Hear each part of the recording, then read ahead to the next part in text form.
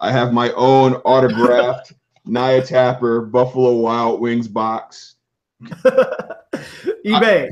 Hey, you know what? Nah, this is going to the grandkids, the great grandkids, and to their great grandkids. Yo, this thing might biodegrade before we're family. Let's go with this thing. I think they use recyclable cardboard. I don't know. We'll see. I just offloaded to some type of fullback. Hopefully he caught it. All right. Welcome to The Hook. Hello, hello. Sean Touche Tomway on the other end. How's it going, T? I can't complain. Life is all right. Life is all right. Every day above ground is a good day. Yeah, life ain't bad right now. So I was preparing to go live about, 15 minutes ago, and I said, hey, T, you want to come on? And then, he's like, yeah, give me 15 minutes. And then, we BS for a little bit. So today we are previewing the DRV, Germany. They don't have a nickname right now. Really? Yeah, I looked it up. They don't got nothing. Wow. So there's that. Right. Well, I think because they were suspended, 3 years ago? 4 years ago? Was that the thing? I remember the history on that. So they're really kind of redoing everything, right? I don't recall specifically, but I feel like what do I remember? I feel like that was they're one of those folks that just recently, like in the last 5 years, came back into the fold. Sort of. There are a few nations that have been suspended over time, and I think they were one of them. I have to look that up. Don't quote me on it, but I think that's the case. So they might be in rebrand phase and everything, because they've been building to something. It looks like it's quite it's impressive. Let me look. Suspension. They're one of the folks that I would say their union's been kind of going about what they're trying to do the right way, and it's paying dividends.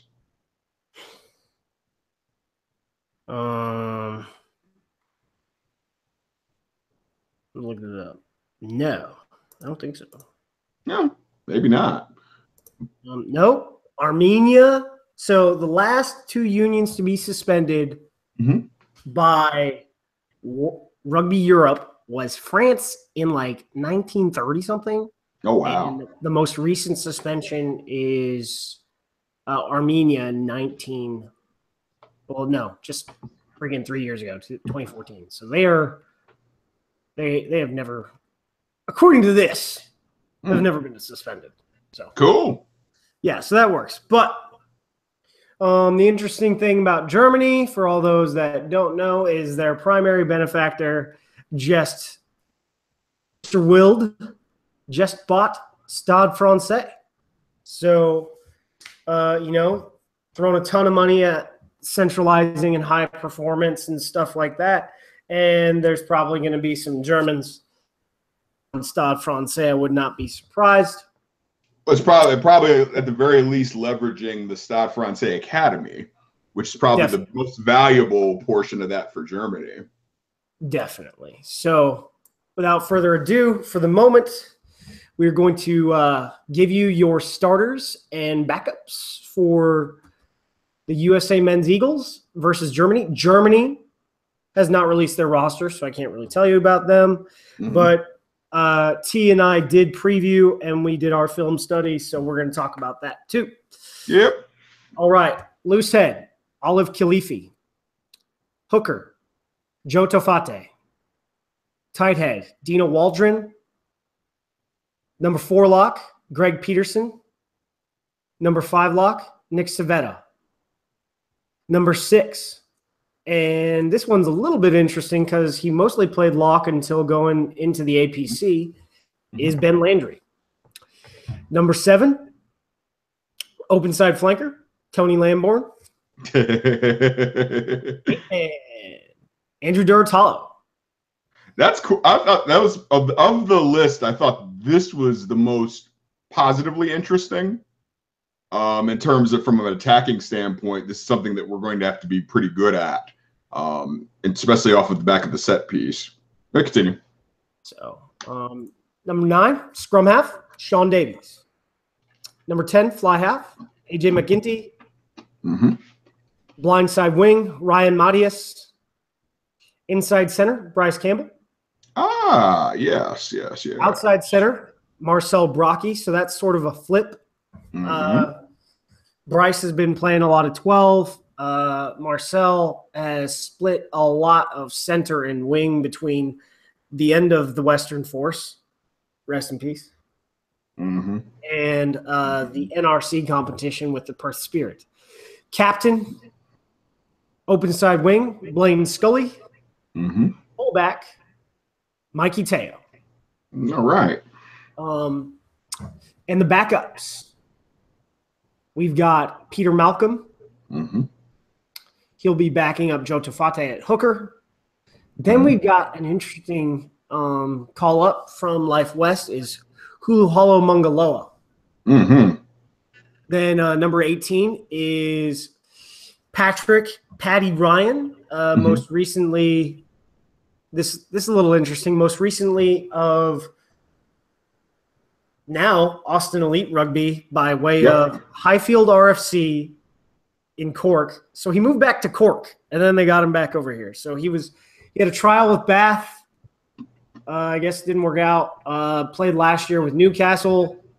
The way the Premiership works is the RFU throws a ton of money at you for every England eligible player on your side. So they have no limit on foreign players. They just give you a load of money to have England eligible players.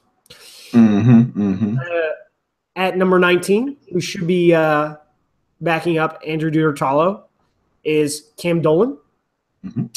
Number 20, John Quill.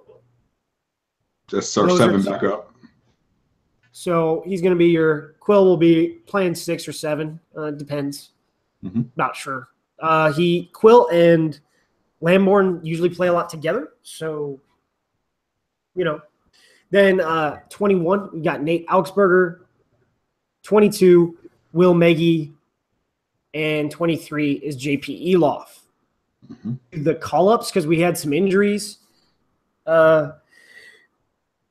Mungaloa has been brought up in place of Eric Fry, who has a hernia, and he's pretty sure he's going to have surgery. So fast and rapid are two different things sometimes for all those that learn the verbs. Recovery after his surgery. Then Sam Wuching from Seattle Saracens replaces Henko Hammerscheis. And then Mose Falau from the Claremont Academy has been called up to and he plays 13. So, bringing up a outside center. And we talked about a lot when this was released. I felt that the squad was short because they announced 27 dudes. That's 30 allows you to do a full 15 on 15, and 27 is kind of a weird number because I don't know, but it was kind of weird. You had one natural loosehead in Eric Fry, 3 natural tight heads. In Khalifi, Dino Waldron, and Paddy Ryan. And then also when it was first announced, Joe Tafate was not announced. And then an hour later, he was on the roster. So that was kind of funny. So he's starting at hooker. Now, what would be the front row based on who's available on this squad that you would put together? Specifically, like in general, or are we talking just for this match? So, in general, and for this match a little bit, but I would use based on. So when we face Georgia, they'll have played 2 matches. Yeah. So this is really, I wouldn't call it a warm up. They play Germany. They play in the REC, which is the second tier competition in Europe, and they've played in the REC for a long time. And most recently, they even beat Romania. Yep. So we know they can, beat much higher ranked teams. So we know they got studs. So, They do, yeah. But for this match, looking forward to Georgia. You got to win the match, but you got to prepare for Georgia. Man, I think there are two real problems. If we're talking about in general, we have some new guys that we need to blood with the side and see how they play together. The other problem being that there are literally no loose heads on this list. Given what we have given what we're going to face going forward, Germany scrummages very well. This is going to be, and now that's a good thing in the sense that we're preparing for probably one of the best scrums in the world in Georgia. But on the other side in terms of the competitive side of me, we don't need to go in and lay this as a training match and have Brazil happen all over again. With us here. we don't. That's why I was very interested in the matchup with Brazil. With that is,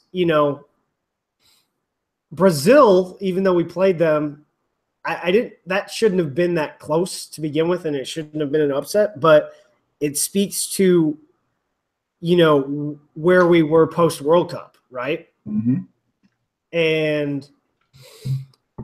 But Germany is also higher ranked than the team we thumped to get to the America's 1 qualification. Sure.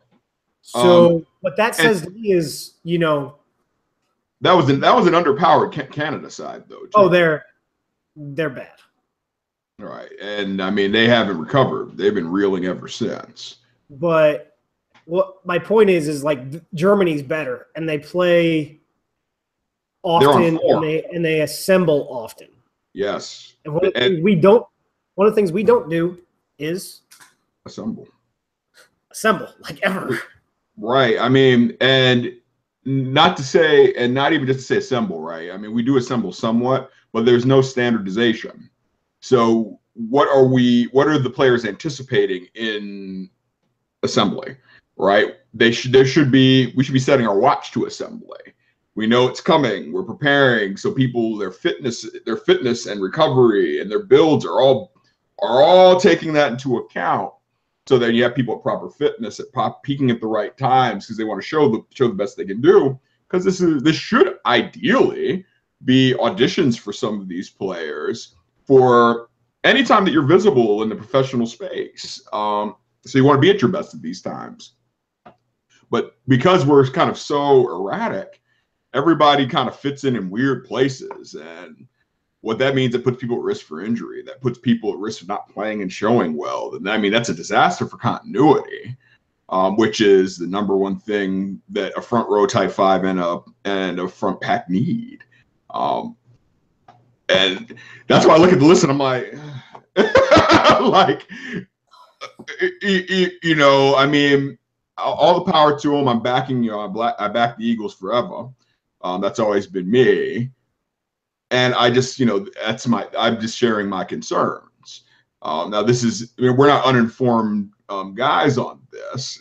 And we know at least how the game is played at the professional level. Like short of our lock pairing, that's where we're going to have, we don't have any continuity. Yeah. Like scrimmage wise, I mean, I'm not concerned with our tight head and our hookers at all. But like we said earlier, Mungaloa is decent, but he hasn't played international rugby. And, okay, that's right. I couldn't find anything on him there. Yeah. So, I mean, there's some decent, like he's considered decent. Otherwise he wouldn't have been brought up, but there's also, world-class loose head. Well, the only world-class loosehead now is that. Well, maybe not. Let's say Eagle level, right? Yeah. He's not there. Yeah. Like Joe can play loosehead very well, but he's a natural hooker.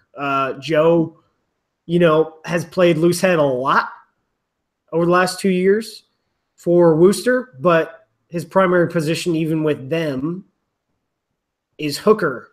However, based on who is in this squad, he should be. For me, it goes. For me, it's sort of a toss-up between. You see what I'm saying, Mike?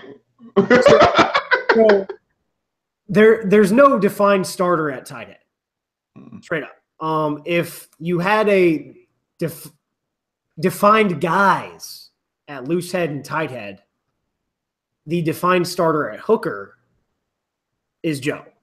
Yeah. Just the way he plays. Right, and then right. the guys that are behind him in the position can also start. Mm-hmm. And they're a little bit different style, but both Peter Malcolm and James Hilterbrand. Mm-hmm. They're proven guys to me. They're apt, and they've shown what they can do over a period of years now. 2 years, they can start, and then Joe comes in for 30 minutes and he can raise, and then right. Joe can start. Joe can start, and either of those two guys can come in and raise the level. So that's a position where I'm sort of unconcerned, but based on who's available, we have no loosehead. Right. I mean, I've watched Khalifi a lot this year because all of their tape from the BC Premier League is on YouTube, so you can scout the guy who's playing loosehead. Mm-hmm. And not a single match that he started and captained for Seattle Saracens BC Premier League side did he start at loosehead. Yeah. And to be honest, there's a bunch of tight heads in the system that I would have picked above him if we were picking three. Mm-hmm. Because I just didn't see it this year so far. And maybe with the Seattle Seawolves MLR side, and you get him into a full-time environment, maybe he comes back. But the form I saw so far is not there. Mm-hmm. But then you're asking a guy who hasn't played a lot of loosehead in 3 years to start at loosehead. And we haven't been – we got there on Sunday night. Mm-hmm. And we weren't in camp stateside. We're the kind of team that if we want to really do well, we need to be in camp for 2.5 weeks. Mm-hmm. Well, even when we do it, it still takes us, and that's usually in the World Cup situations, it takes us 2 weeks in after camp. Once we have a bad match and a worse match, and then we start picking it up. After that, we actually grow into the tournament but unfortunately, there are only generally 3 games that we play, and it's over by the time we seem to have gotten it. And that's kind of that's where we are. I mean, I'm not going to act like I've coached a national side before. I've interviewed for certain positions, but one thing I do know is you're not going to get a whole lot done in a week. No. And nothing transformational is going to happen. And that was the same issue I had with the APC. Mm-hmm. The second side tournament that we went down and played, which we took second in. I'm happy about that. But positive result. Good results. I mean, we were not our second side does not match up. Went in the same pool as Argentina 15. So the way it went was this is the weirdest thing ever, right? Mm-hmm. You're in the same pool, so you don't play people that are in your pool. Right. So you're on the same side of the bracket, but don't play them. So the only way to beat them, the only way to win is to play was to beat them, but they thumped everybody that they played. So we didn't have it until, the last match and just tore it up. So, but yeah, so that's where we're at. So for me, looking ahead to Georgia based on who's on the roster, it would have to be Tofate at loosehead, Malcolm at hooker, and to be honest, it's sort of a toss-up between Waldron and Ryan because they're both at a level, but Waldron has played more this year than Ryan has, so I think the mileage gives him the edge, whereas sometimes having a lot of mileage on you doesn't give you an edge. I think he can start. So I would go, and then Ryan, can easily play 30 minutes at a high level. So that's my front three. Okay. I think maybe now that you mentioned, I think what they might be doing is knowing that Joe is serviceable at one, that if Khalifi is unstable, then it gives them that reconfiguration option to bring in Malcolm and then sort out that way, which I can't even pretend that I know the strategy going forward for this match. But if it were me, with a lot of unknowns, you want to err on the side of being able to reconfigure. Yeah. And that makes sense. It's better than starting Joe at one and then going backward if you're under pressure. Yeah, because well, it's better than starting Joe at one and not having the ability to reconfigure because you only have one more hooker on the roster. There's only two hookers, and that's him and Malcolm, and Hanko, who has left the squad because he has to take care of some stuff, according to the press release. Personal stuff. Yeah. Godspeed.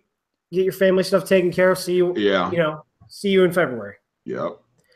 But another one. That's somebody I'm really looking forward to getting into these fixtures. And Hanko, I wouldn't have he has played so well as a loose forward. I would never force him into that hole of playing hooker. Oh, sure. Well, and I think for me, it's more of he's, to me, in my mind, a player like him has assured himself a spot. Yeah. On a roster, whether it's a reserve or on the starting 23, just because of that flexibility and how dynamic he is in the loose.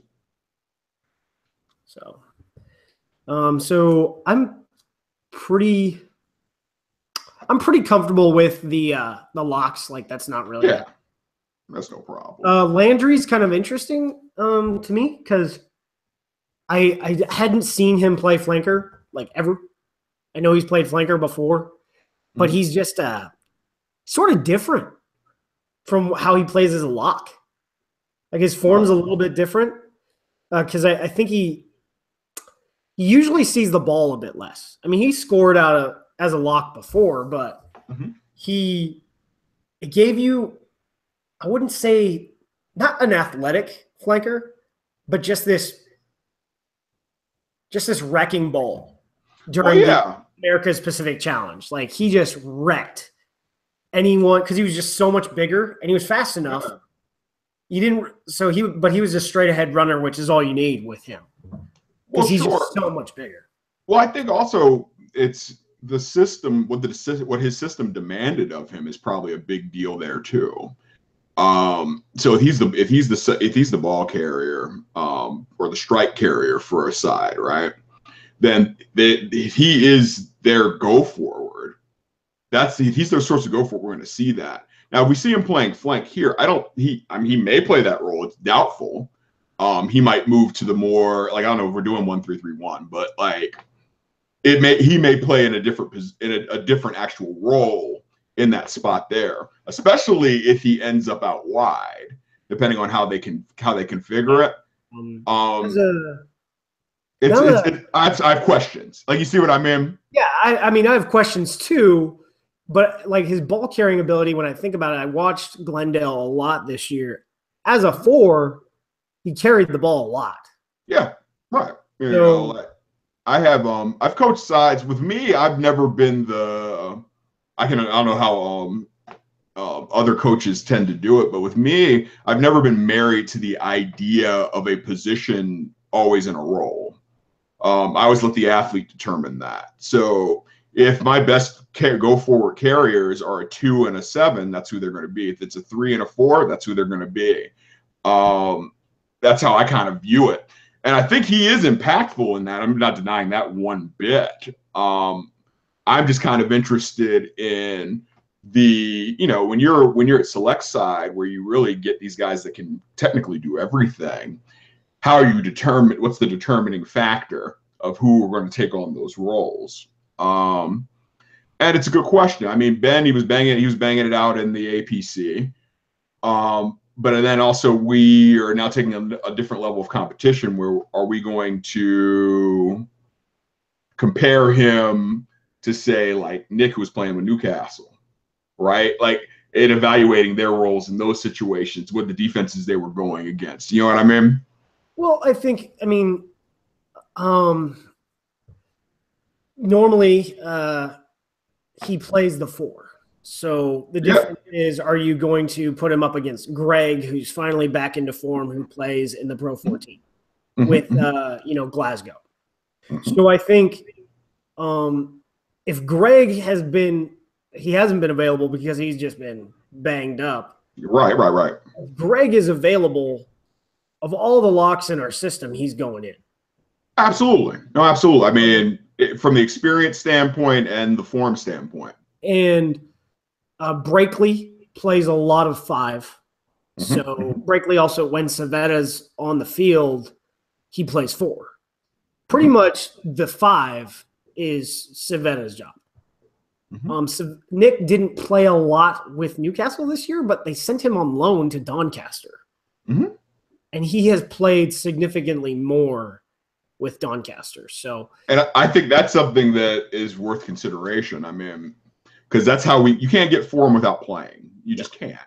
I don't care what academy or what roster you're on. If you are not playing the game, your form is not. You're not going to achieve form. So I think locks are fine. Tony Lamborn, this is where it gets real interesting. So we've talked about it off air and offline. So before the Mitre 10 semifinals, so the week before that, he was in a fight, and not really to bring up dirty laundry, but he was cited for 4 games. The other guy was cited for 5.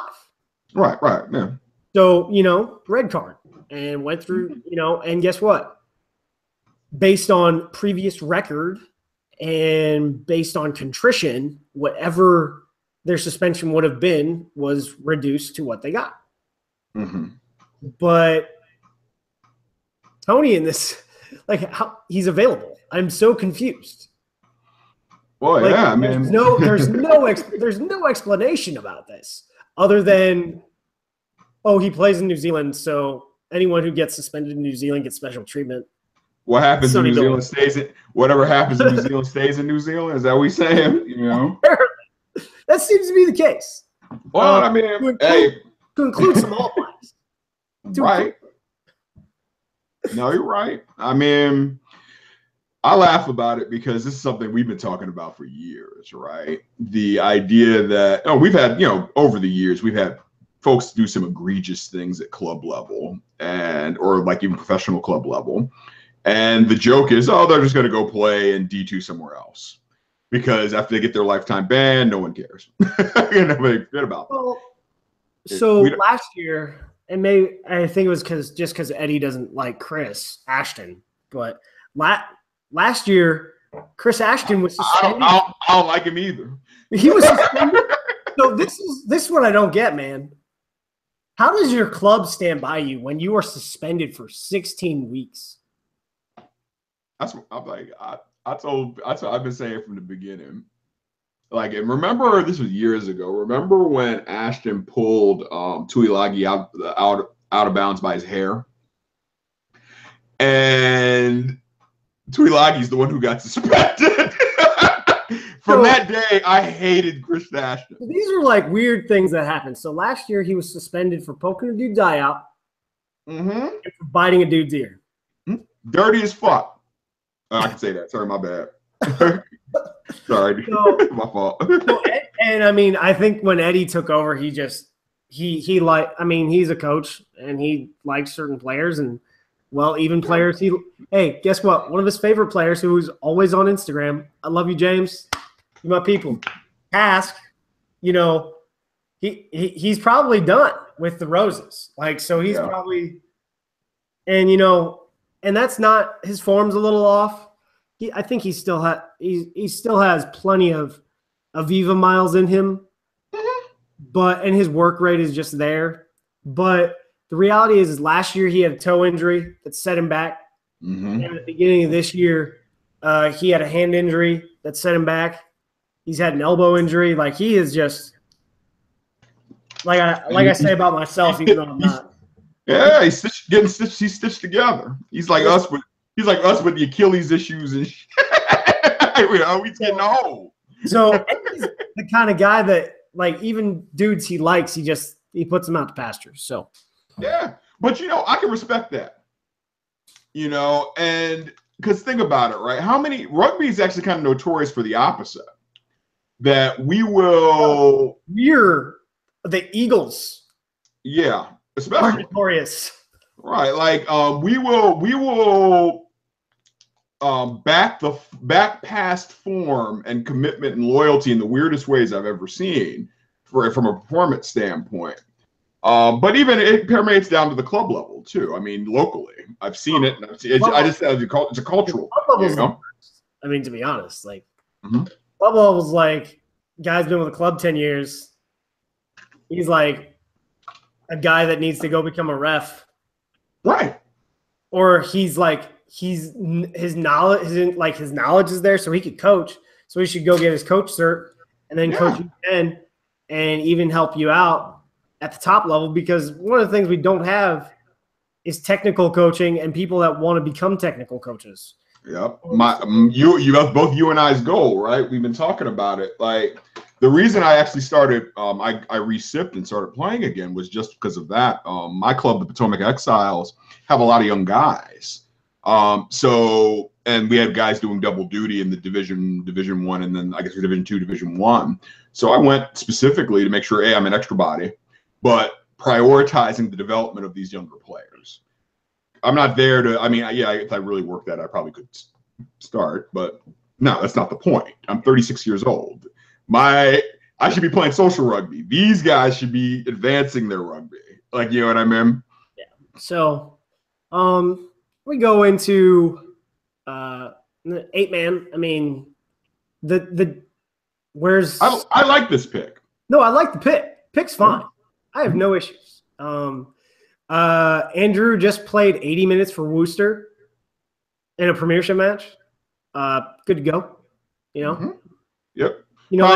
Probably he has the least question of form of anybody on the list. Any team he goes to right now, until he's about 37, because he's like 31, 32, I think. I might be wrong. He might be 27, but Also can play too. Yeah. I forgot to point that out when we were talking about the hookers. So we do have a lot of configuration possibilities here in this lineup that actually just dawned on me. He plays, he raises the level on any team he gets on. The reason why he didn't get extended by the Sunwolves is because, Super Rugby. Come on. Yeah, it's just tough. Yeah. But so this is how good he is. He probably was on his back was going to raise Ealing past Bristol into the Premiership. Yeah. And you know what? Gary Gold, being the DOR over there, is like, hey, we got problems. Yeah, come on. Come on over. And I don't know what they paid, Ealing to get him, but whatever it was good money. So he demanded it. I mean, he's a talent, experienced, impactful. My only knock against him is height, but like really honestly, who cares? Like, you get what I mean? Like, he has everything. He has all the tools. I mean, that's the knock against Hanko as like either a 6 or even as an 8. But guess what? Once you get like 6 foot for, he's 6'1". So once you get about 6'1", being a flanker is not that hard, and being an 8. Oh yeah. No, well, because think about it, right? Look at all of France's flankers over time. They actually probably resisted the whole flanker height movement better than anybody I've ever seen. When you talk about Nyanga, from Betson to Nyanga to even Harden Norquist's not all that tall. Like to the point that everybody in France is talking about my guy from Trinidad, the brothers, the flanker brother. Not tall, and that was the knock against him in England. But who cares? Like, can this guy get over the ball? Is he impactful in the loose? These are things that matter. I'm actually of the same speed. I get that you want to get as much height on the pitch as possible. I can see that in our lineup too, kind of. But when I always say it's a knock, it's just the fact that utilization in the line out becomes, you have to be a bit more creative. Yeah. Which, if you look at France, they do a great job with it. Yeah. Yeah. So Durtalo, no questions. 9 and 10, no questions there. I have some questions about like just the squad in general that I raised in my preview of the squad. Like right now, of capped guys, Davies is the best. Is the best scrum half by a good bit. And then I'm a big Davies fan. And I'm glad he's finally shaving his hair. He resisted. just like holding on too long. Holding on like too me, long. Man. Just like me. I'm resisting too. I've started a little bit, but it's just like me. I just keep it low. Like I'm resisting too. So shout out. But he finally shaved his hair. Good for him. Then we've got AJ, who is the starting fly half for Aj. Gotta say Aj. I mean, I think AJ needs to find himself a different team because Sale is really bad. But you know what though? It's funny, right? Because what we say before, good, bad, or whatever, you have to get playing time. I mean, he's getting quality minutes the entire time. It's just like, just for him as an individual. In his development, you mean his growth? In his development, you want to play at a higher level every time. So within your own level, you want to be, since the Aviva's only, 12 teams, you want to be in the top 4. You want to be on that team that is just performing all the time. Well, or I'll push back on that just a little bit. I don't know that I disagree with it, but I think that your unit plays a big role in that too. So, like, let's say if you are in your list of 3, let's say your outside backs are fantastic or your halfbacks are fantastic, you're going to see that development happen. So let's say there's a group, let's say that's not the weakness of their unit. Well, the weakness, them working together, it's uniforms. You foul for that. You foul. But so no questions with AJ. Will Maggie not on the backups, so that's kind of weird. Wait, no, I'm lying. He is. Yeah, he's 22. At least unless I'm looking at the wrong list. So then you've got. I'll go into that later. So that's not, for some reason, felt really dumb right there. All right, so then we got blindside wing is Ryan Matias. No real questions there. Princess Bride. As I said, that's Jordan Gray's man. But he just needs he's more of a scruff guy. Oh, I love it. No, he really needs to grow. He needs to grow the stash out and then get grizzly. if he grows the stash out hardcore and then shaves, he could straight up pull that off. Yo, and Jay Jordan, if you're watching, talk to your man. Tell me what you like, but tell him grow it out. He can rock it like I'm rocking it right here. He look good with it. But so let him know it's Movember. Yeah, and we got Bryce Campbell, inside center. I don't have any questions there, especially since he's my girlfriend's favorite. A word. But shout out to Bryce Campbell. You got fans, homie. I think Threaten Palamo is injured. That's what I heard. I feel like I heard that a while ago, though. No. Palamo broke something. That's right. That's not unlucky. Hey, get well soon, man. Yeah, he was in crutches. Now that I remember. Okay. But, yeah. So that would have been, my only center pick. I mean, he's playing a lot overseas, so. And he's kind of one of those folks. You know that he's in there, he's around. You just want him to keep developing, whether he's here or not. Work on getting him the continuity in the final assembly before the World Cup, that type of thing, and you can work that out. Also, I like Bryce at 12. I think that his style actually fits, and let Marcel free the outside backs at 13 or make the dynamic decisions. I think we have to challenge Germany up front, and I think he can do that from 12. I definitely like Bryce at 12 more than 13 in the past because he defending that channel also is another. Over the summer, it was switched. I mean, it was serviceable, but Bryce is a little bit bigger, more of like a linebacker-esque, your rover, whereas Marcel's more of like a strong safety per se. Well, and to Marcel's credit, I mean, he defended the big boys fine. He's just he can play what we need to play. Well, Marcel's not small either. He's he's not. Bryce is just significant. He's a decent sized tailback. Like he's a good sized guy. Bryce is significantly bigger. That's the right. But I wonder how the decision making in the backs changes now that we see this switch. Because I think we relied on Marcel to really attack space when we finally did create it, and I think that was a big reason we were successful against Canada. So it's interesting because he was 12 at that point. That's what I'm saying is kind of so how has the attack changed now, if at all? It may not have, but these are my analytical questions. Yeah. And then we've got Blaine at open side wing. He plays mostly blind side wing, so that's not really I mean, I sort of wonder, would you have switched Ryan and Blaine?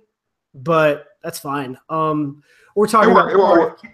Do you know what? Do you know between Ryan and Blaine, either one is left or right-handed? That's one thing I always wonder. I don't know. That's something I pay attention to. Because there's only one type of hand you want, right-handed. Long-handed? Right-handed. Well, I say sinister. That's the left, right? That's where sinister. But I don't know, but that would make a lot of sense when I think about like placement of, especially the outside backs. Mm-hmm. A little bit with our scrummagers, but. It doesn't really matter at that point, I think. I've coached a surprising number of players who don't kick with their dominant hand, so to speak. They're at the foot of their dominant hand. One of my best players, she's a lefty, but she does everything else right-handed, including driving, dribbling basketball, shooting, everything. And I was like, huh. And I met her, and I was like, she'd be the only one. And then I talked to another few guys, same thing. But then also growing up, I actually started out left-handed, and I switched hands for some apparent reason. No one knows why. I just was trying to copy everybody else, I guess. But I still bat left-handed. And that's it. Yeah, I know. I mean, there's plenty of people like that. I knew, so I'm just dominant right-handed. So I know plenty of guys that are right-handed. But let's. I mean, yeah. Yeah, but no, plenty of guys that are right-handed, but bat left-handed, drive right-handed, but putt left-handed. Really? Yeah. See, I'm not a golfer. My brother's a golfer. I gotta ask him if he knows anything about it. I'm not a golfer. But Weirdest thing about, cool. I mean, these that's weirder than batting. You know, I believe that. Batting, the grip is different, right? Yeah. So most kids, though, I mean, you just get into what's comfortable when you're 4 years old playing t-ball.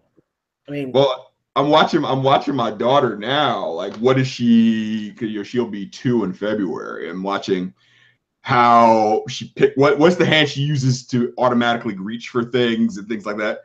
No difference. She does what she wants, so we're gonna figure out what's going on. But one thing though was really cool though, when she goes to pick up a rugby ball, she has the proper position. She gets all the way over the ball, bends at the knees, picks up, and it maintains in 2 hands at any given time, and then she spikes it somewhere. But no, enough on that. But speaking of like right and left-handedness, and for fullback, Mikey Teo, I'm good with the pick. I like him at fullback a lot. My man makes things happen. His kicking really isn't there compared to the other guys that are on the bench for this match, but he's a dynamic runner and decision maker. He can kick it enough. Yeah. We're not looking for him to be a traditional 15. We're looking for him to be more of like back when Jason Robinson used to play 15. Like, he used to punish people to kick to us.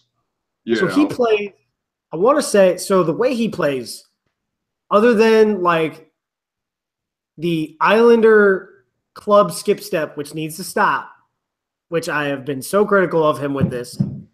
It works great when you're playing D2 club. I mean, but it doesn't work at the international level. Like fair enough. And I mean, he's a fast downhill runner. Like, it is ridiculous how fast he can get. And then he'll throw that in there.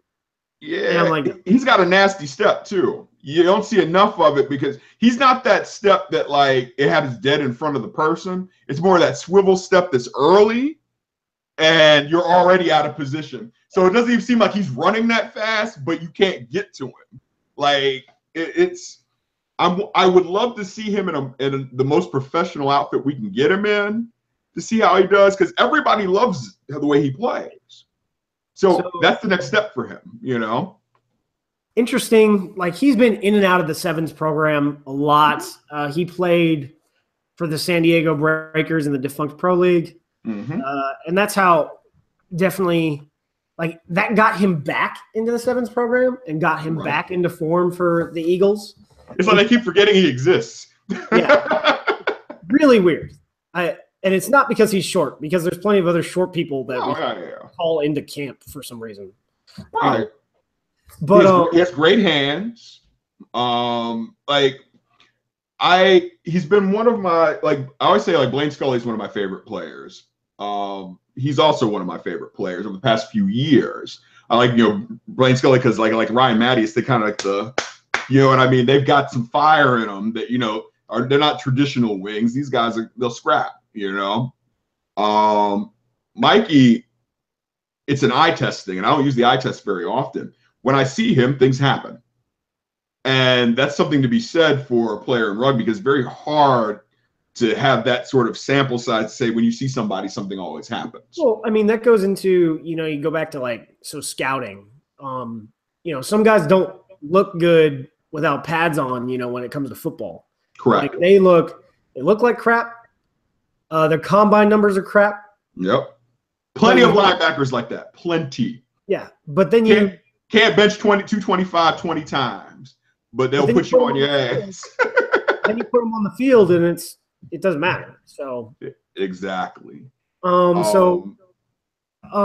don't really have, to an extent, a fullback that is no one has locked it down. And I think that might be why they put Will Maggi on there. Actually, I've seen him play 15. Yeah. So that might be his. He's backing Mikey up there, and then JP kind of that. He's probably play 10. They probably test him out there, or they might, once again, configuration depends on what they want to do. So normally, and as we've seen, with the All Blacks and whatever, and people are like, "Hey, D-Mac, he's too small for this, to play Test rugby," and I was like, "Well, dude already has 10 caps, so we should probably stop talking." Right. And he has been. You can't tell me he's like the number 3 choice for 15 when Hansen has basically started him. I think every single call up but one, so 9 and right. But he was, and then he made the roster the other time. Yeah. So I'm with you. I think how the media does sometimes. We the sports media. Sometimes it works, sometimes it doesn't. Sometimes we talk a player into a position. Yeah. Sometimes we talk a player into sort of the audience's perception of what type of player they are. That's why I'm a big fan of the statistics in rugby developing further. Yeah. That's going to be very, very important. So to that point, like some people in a lot of teams, they use fullback as a development for fly half. You bring guys in to play fly half, but you don't. It's interesting that fullback on some teams is like a developmental position for their next 10. Mm. And then on some teams, it's like a wing spot that they just throw someone in. But I would like to see more so like someone settling in to fullback and, and being a fullback. Being a fullback. That's what you do. You've been doing it since you were representing schools. Yeah, so that's what I would like to start seeing. We still don't have, that guy yet. And I think that's just been the way things have worked out for now. Mm-hmm. But that's one thing when you don't have, 300 professional rugby players in your pool to select out of for your national team. But you didn't know we have 1.5 million players here in the U.S. Yo, when Gift said that, I was like, bro, I know you know better. Like, nah, homie. Let me tell you right now. 1 in 200, 1 in 300 people do not play rugby in the United States. Sorry. I'm not going to allow for that to stand. Someone tried to explain the number to me. And this sort of made sense. So how we have a retention rate of 51%, right? That's generous. Year on year is about 51% across all levels. So think about that. Think about the turnover with youth. Sure. But the turnover is so high at the senior level that whatever gain you get with youth and college doesn't matter. Right. You're at steady state at best. Yeah. So someone tried to explain the number to me, which I don't think was the real rationale.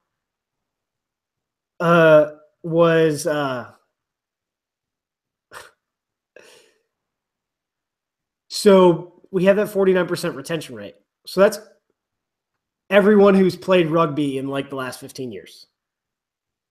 So they took that and they multiplied that number, and that's how they did it. And if you did that based on who hasn't sipped after 1 year or 2 years or say 5 years and they said, I'm done, you might get close.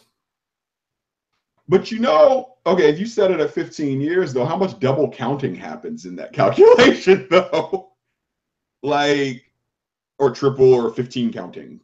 I guess counting times 15. I just think the statistician made it up because I mean, it was a projection. The 1.5, because you look at some of the countries, it has their real number on there. That's what I'm saying. Like, there is no way you could convince me that we have 5 times or 3 times the number of people playing than South Africa. There's no way. Like, you can't convince me of that. Or like literally there are more people I can live with let's say, okay, maybe the entire Caribbean being half of what's in the United States. Like, but 1.5 million, this looks like they really aggregated us, Central America, the Caribbean, Canada, all into like basically that looks like Rand's population. Yeah, I don't. That was my first thought. I don't know who came up with that number, but we don't have. If we have 1.5 million people playing rugby, there is no reason we shouldn't be tier 1. Well, I mean, shit. Like we should have a major competition. We should have everything should be sold out. Like this is like we shouldn't have financial issues. I mean, if everybody paid, if let's say half of those people paid their SIP, that's 700,000. If half of those people paid that SIP, you would. Because let's go by the 49% retention rate, right? 50% of that 750,000. Yeah. Times, let's say, okay, average SIP fee is $70. Yeah. I'm like, so really, is that the number we going with? I just want to make sure we're clear here, you know? Right. You know. So for our front row subs, we've got bringing in 3, which I like. You know, I love my beef. Mm-hmm. And it makes a lot of sense based on who's, you know, available. Right. But, and I mean, we do have to, we can't, we're not good enough, and no disrespect to my Eagles, we're not good enough to rest on the current pool alone. We're just not. No. I don't care, fight me. We're not. So we have to try out new folks to see if we're going to get something impactful in the front row, because it's still a big question mark for us. So Peter Malcolm, hooker, number 16, he'll back up Joe Tafate. Then we've got Hulu Halo Mongoloa, which, I mean, he's going to be a debutant right here. Yep. So we got to see. He gets his first cap. What's it look like? You know, I see this dude playing fast, to be honest. Unless, you know, they shift Tafate over to Loosehead. I see this guy playing fast. Or, and this is where it gets funny, what if they're only looking for 20 minutes out of Khalifi? Fair. And then you get 30 minutes out of Mongoloa. Mm-hmm. That gives you 50 minutes out of Joe at hooker. And then you slide him over for 30 minutes at Loosehead. Mm-hmm. I think some combination of that. Well, I mean, that's a possible configuration. I think we're going to be really measuring this about how well we retain the ball early. And I'll bet a stack that Germany's going to target our set piece, and we're going to find out how whatever configuration we put together performs under pressure. How we perform under pressure there is going to determine the configuration going forward, the time, all of that. Because if we're not effective there, then we're not really building off of anything particularly useful going into Georgia. Does that make sense? Okay. We can't have it messy. If it's messy, what are we building off of? We want to blade it. Now the other way if it's messy, I think we're gonna lose. I mean, my strategy if I'm Germany is I'm going to make a mess of everything stable for the United States. Set pieces, first and second phase rucks, and take away if whatever spaces they manage to create out of that, good on them. Yeah, that's my strategy. My strategy against the U.S. So then 19. So then we've got Patty Ryan at 18. I got no questions there. He'll play tight head a bit. I think you're going to see either a a 50-30 or a 40-40 split there at tight head. Rock with it. You know, and it's not because Dino or either Patty Ryan himself don't have the fitness. It's just that I think they're about the same. Sure. I mean, we have to, and also, once again, we got to use the roster. You don't bring people that you're not planning to use. That's what always annoyed me at every level of rugby, right? So you have 23 players. Use them all. Absolutely. Use them all. Because still, guess what?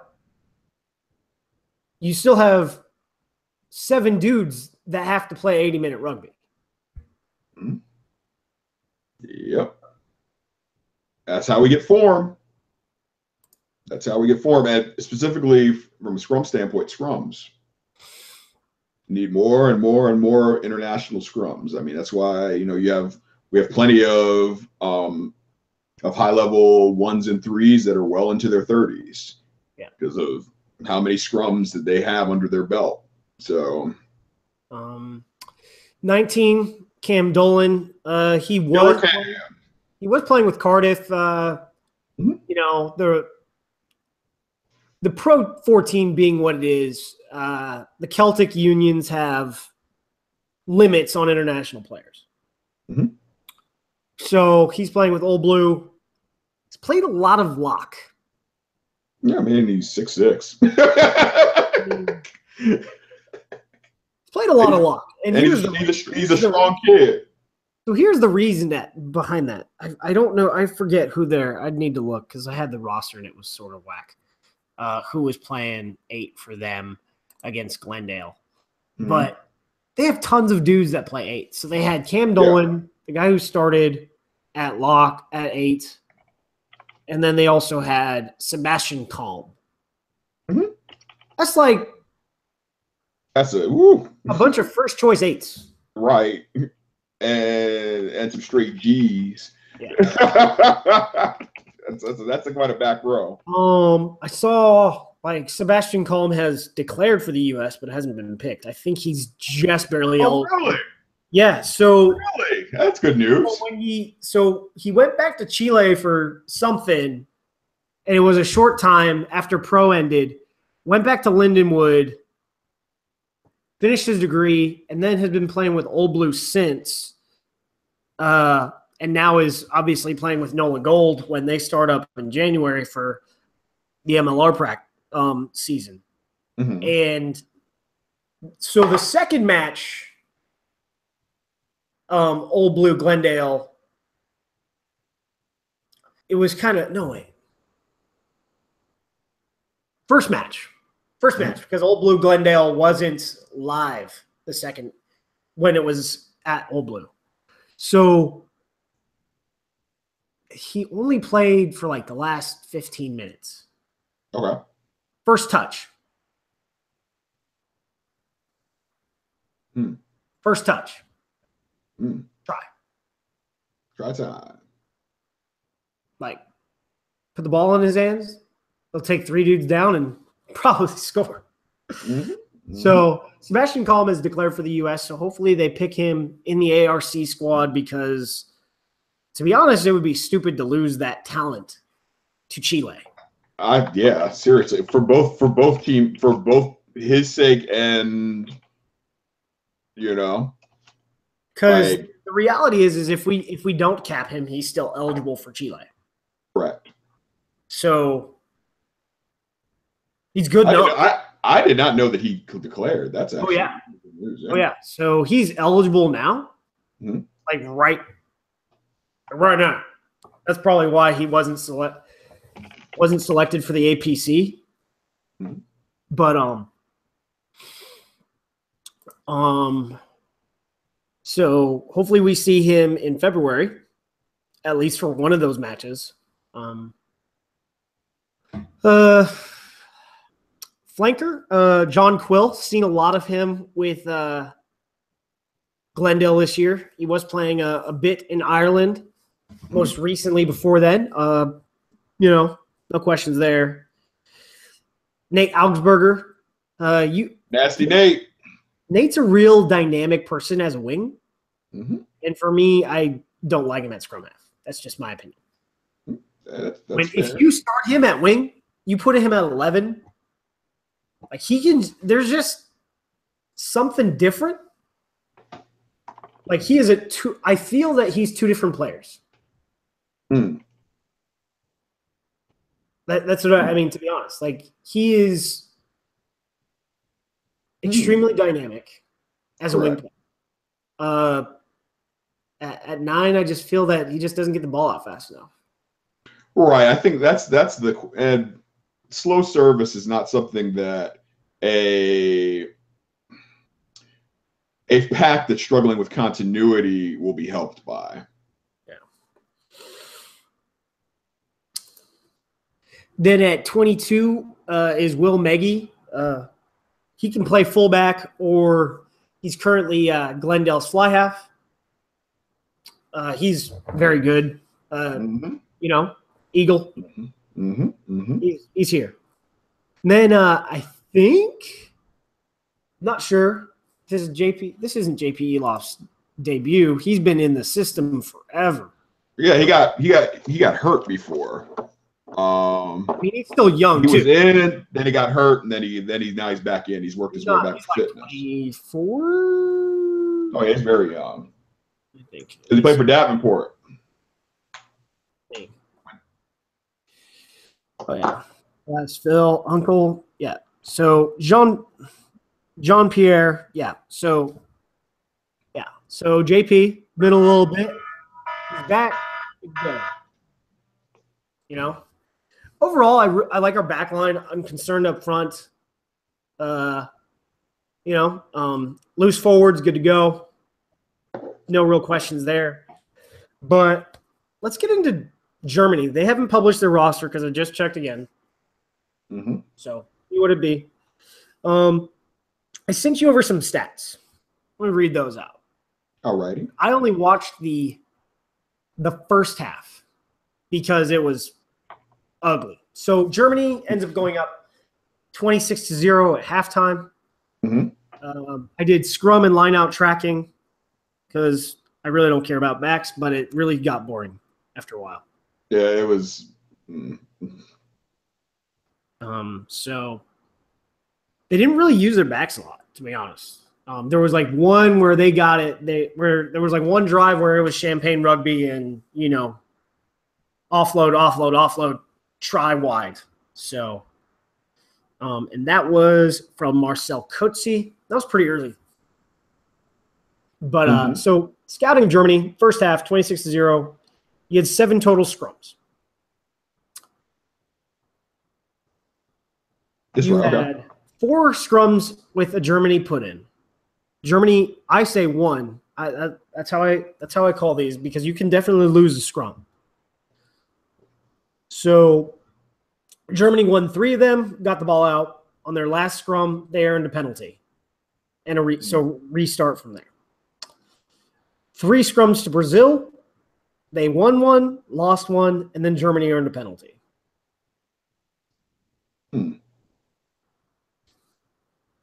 Yeah. Yeah. It was interesting that there weren't a lot of restarts in the first half. Like I said, I didn't watch the second half. But the dominance was there. And we once lost to Brazil not too long ago. Yes. So it's sort of like even watching that sort of evened out my expectations. I didn't know where I didn't really have expectations the moment Gary Gold was announced and it said that there would be an interim staff for the next 7 games.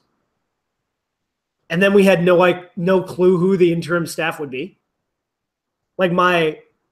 I love Gary Gold's resume. I love what he's probably going to end up doing. But we've got 7 games where we don't have our head coach. Yeah. I think Dave Hewett is the interim coach for the duration. Might be wrong. Don't know. So that's the scrum. Let's get to the line out. 16 total lineouts.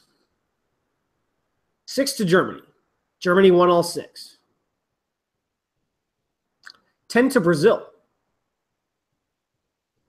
Brazil wins 4. Germany wins the other 6. And straight up, some of those, like Germany, like they were filthy. Mm-hmm. Like, that was ugly for if you were a Brazil guy.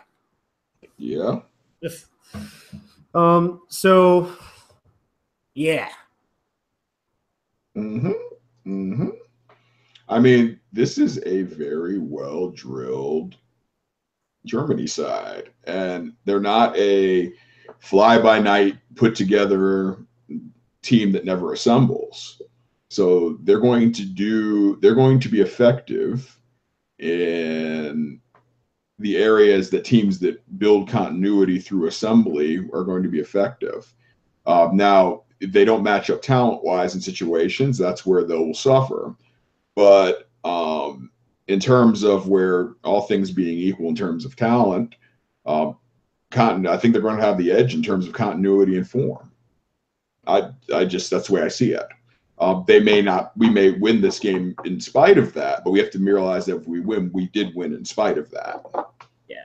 We're going to have to get the ball out a lot because they don't have a lot of professionals, but their league, I want to say it's more similar to Uruguay, how they have most of their like top 30, pretty close together. Mm-hmm. Continuity. And they assemble a lot and they play each other a lot, so they know each other. We've got about half professional, half amateur. Some of these amateurs have signed professional contracts that will start in January. Yep. But you really won't see the fruits of that until, to be honest, like not even the next World Cup cycle. You're going to see improvements, but until someone tells me the fixture list for June, you'll see some improvement. Like we will, based on who is in the Eagles pool that has signed those like professional contracts with MLR. I don't think we're going to lose the games that we need to win. Okay. Like Canada. Okay. Whereas over a period of time, say the last 10 years, the Eagles have lost to teams. They've lost to teams that they should beat. Mm-hmm. And they've upset no one. Fair. So I think the difference in fitness will be there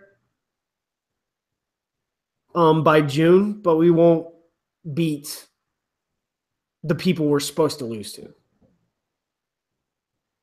If that makes sense. Mm-hmm. Mm-hmm.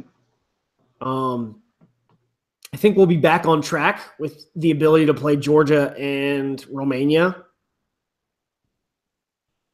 But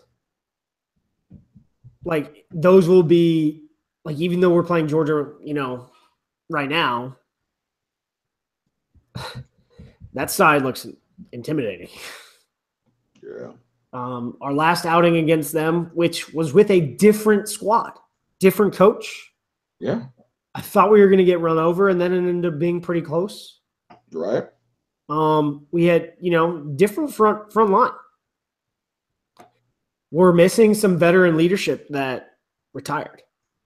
Yep. And, we're also missing some veteran leadership that just isn't there.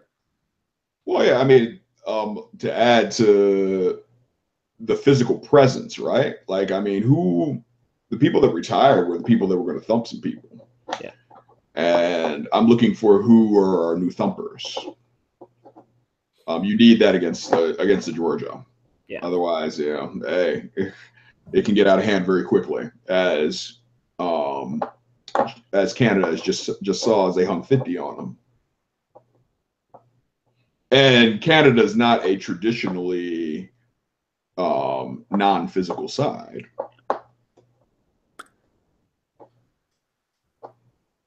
So they used a lot of cross kicking. Mm-hmm. So if Mike Friday watched this game, he probably would have lost his hair. He hates cross kicking. I hate cross kicking. I thought, Munster versus Saracens, when he and I were going back and forth talking on Twitter during that game because he hated it. Mm-hmm. Well, I thought it was okay. I thought it was fine. Well, then Saracens and Claremont did a lot of cross kicking, and I got really annoyed. Mm. I'm looking to see the best of rugby, and they weren't chasing the ball. It was just playing defense. Mm. But yes, Germany used a lot of cross kicks. However, against Brazil, all the short ones, pretty much almost all the short ones they regained possession of. Mm. Okay. So they kicked and chased very well. Their long ones, they weren't attempting to do any of that. Physical presence, I don't know if it was Brazil trying to figure it out, but Germany did not counter ruck. I mean, Brazil did not counter ruck until 17 minutes in. No. So that's going to be interesting. Will we counter ruck from the very beginning? Because, we're talking about continuity. Right. So how do we disrupt that continuity? It's a good question. And I think that's going to have to come with positive tackling, right? So can we meet Germany at the point of attack, drive them backwards, or catch them behind the gain line where we can be effective and disruptive in that way without driving up the penalty count? Because then, it's different than when we're counter-rucking desperation, where we're trying to circle back through the gate and try to win ball that we're not going to win. So the best counter-rucking I've seen in a long time, and I'm surprised this didn't draw some hardcore penalties, was the France against New Zealand. Mm-hmm. So that was a tale of two halves. But I think if the French didn't get that penalty try, it wouldn't have been a tale of two halves. But you saw that entire match, the All Blacks looking to impose their will. Yeah. Yes, your ball is our ball. So I wonder what we'll do, because I have no clue. I've not watched enough of Crusaders to know Hewett's attacking style. Fair enough. Because he's their scrum coach. Right. So, no idea. Between those two, they both seem to lack athletes overall in the back line. Mm-hmm. Germany was more athletic in the back line than Brazil was. Brazil was a bunch of toothpick dudes. Yeah, I didn't see any. None of them were particularly threatening. A bunch of guys that play soccer. Mm-hmm. Just happened to be playing rugby that day. Mm-hmm. They probably never played soccer in their life, but they certainly look like soccer players. Because there is no difference between the Brazil soccer uniforms and their rugby. There's no difference between their soccer and rugby kit. True. You would not know. There's no freaking difference. Funny. But I think where we match up really well and have overmatch is a back line. Like, we're fit, we're fast, we can hit hard. Mm-hmm. And so my questions are up front. Fair questions. Fair questions. So. Very good questions. I mean, we we need some guys to put their hands up to do what you were saying. So when we talk about who's going to hit hard, well, yeah, people will do that throughout the game. I mean, these are professionals, but in the times that it's necessary and impactful, when is that going to happen? And then you're going to see who's going to do those things consistently. That's what I'm going to be looking for in this match. I mean, we don't have some long history of playing against Germany, but I mean, it's still a capped match, and it's leading into a bigger match. Not to look past this one. So, what are we going to give sort of USA Rugby to be excited about in this match? First time that we're throwing on the jersey since Canada. That in something that's exceptionally meaningful in 15s. So that's what I'm looking for. Yeah, I don't know. Mm-hmm. It's funny because I got really hopeful over the summer because, I should have thought a little bit better about what Ireland was going to bring. Mm-hmm. Because, they were bringing – it was a blooding tour. But the reality is their player pool's 200 deep. Yeah. So I shouldn't have expected anything. We did cover, though. Scrambled. So good teams win. Great teams cover. Yeah. So, yeah. So we covered the spread. Yeah. But, with TD out, who got left out up front that should be there? I'm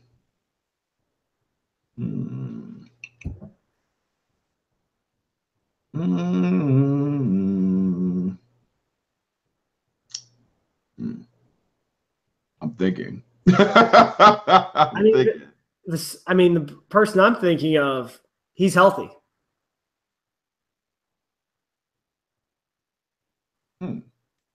Wait,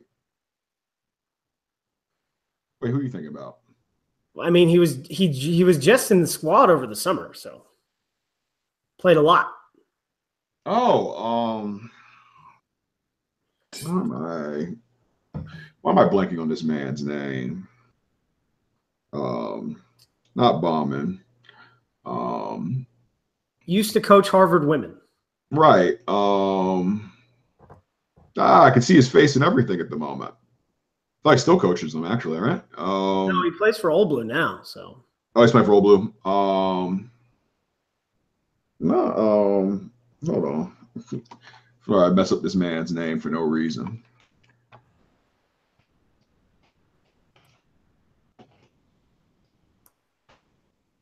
This is gonna bother me.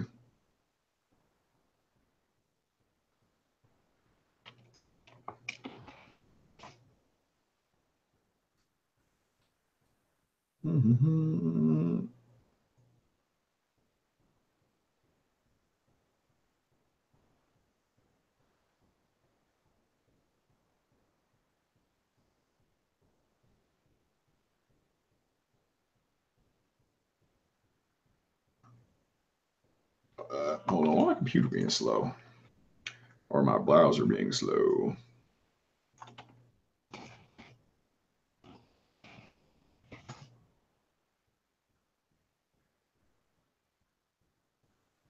It says the Old Blue site might be hacked. Gives the warning. That's tough.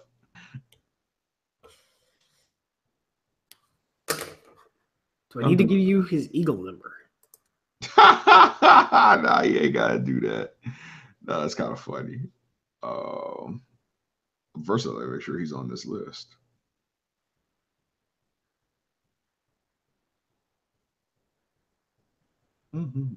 Tony Papura. That's who I was thinking of. Mm-hmm.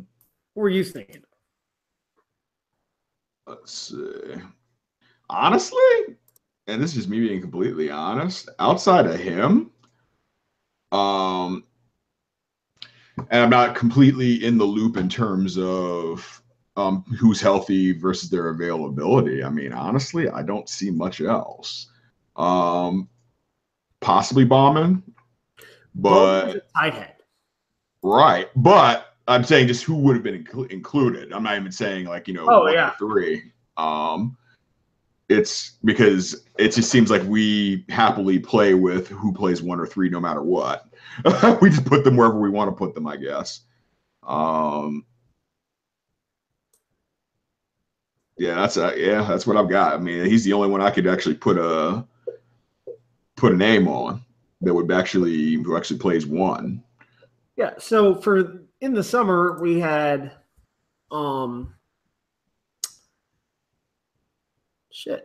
really only one pure loosehead. That was him. Then Joe played loosehead a bit. But our 3 tight heads were Dina Waldron, Patty Ryan, and Ben Tarr. Not Ben Tarr. Dina Waldron, Patty Ryan, and Bowman. So Ben Tarr is the only other one, like, youthful prop. Where is he at? That's a good question. Where is he?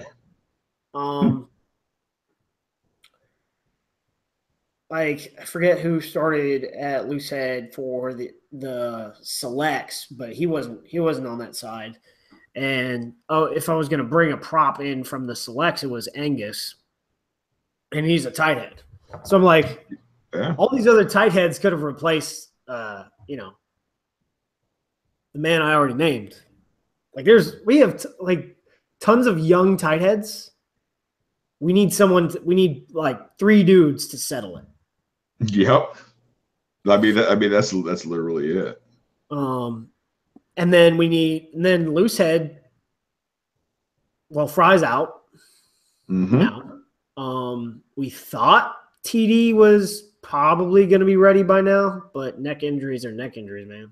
Yeah. So, and if he was available, he would have just probably have played 2 matches this year and not even, I think he's played a few matches, but not a lot of time. He's not in form for Saracens. So he's probably like, dude, international rugby is a different level sometimes. So, well, yeah. And I mean, it doesn't do us any good to throw him to the wolves, so to speak. Especially after an injury. And definitely not when you're projecting the guy to be your starting loosehead for the World Cup. So right. But yeah, so Ben Tarr is the only other was the guy who I'm like, where's when they plucked 3 looseheads or 3 tight heads, 1 loose head, and I felt we were a little deep on lock and a little deep on loose forward. If we were going to only send 27 dudes. Right. Because guess what? You know how many people are in the domestic squad for this fall fixture for Germany? How many? They called up 38 people. Wow. So that's so think about this. Wow. Training squad can be 30 people the week of, with 2 guys deactivated. So you can call as many people as you want into camp.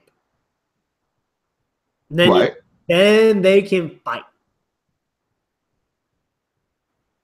So their coach brought in 10 more dudes than could be on their active roster. Mm-hmm. And at the time, we only announced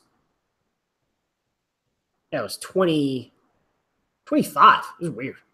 And then we added 2 more, so 27. Still weird. Mm-hmm. So 1 short of what we're allowed to have the week of the match on active roster, because you're allowed to have 30 dudes on the training squad. The other guys are basically injury replacements, and they go keep their fitness on. Mm-hmm. So obviously we're not paying for it, right? True. We're going to pay for it in other ways. Right. Not exactly how I'd want to do it.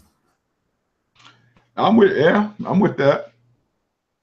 So, yeah. No, I mean, now that I think about that, that's actually, it's a fair point. Because I don't know, like, it's frustrating in the sense that we're watching kind of nations get this together. Even if they lose, right? This is a more organized approach to where you can see their development's going to go further if we don't improve. Does that make sense? Yeah. So here's an interesting number that was brought up Mm-hmm. for our squad. So it's, although like overall age might be young. I mean, well, some of these dudes are old, but Peterson, Khalifi, they're kind of older dudes when it comes Mm-hmm. to, I think Eric Fry would have been the oldest one. He's like 30. Fair. But average caps for this squad is 12.